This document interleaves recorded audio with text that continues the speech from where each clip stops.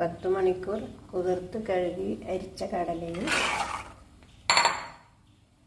1 glass കടലയും 2 glass വെള്ളമൊഴിച്ച് കുറച്ച് മഞ്ഞൾപ്പൊടി, കുറച്ച് മുളക് പൊടി, ഒരു പച്ചമുളക് കീറിയത്, കറിവേപ്പില, 1 ടീസ്പൂൺ ഉപ്പ് ഇവ ചേർത്ത്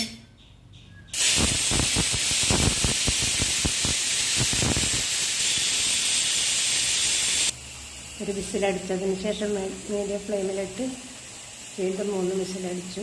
കടല വെന്തിരിക്കും. വെളിച്ചെണ്ണ അടുപ്പത്ത് വെച്ച് അത് വെച്ചെടുത്ത്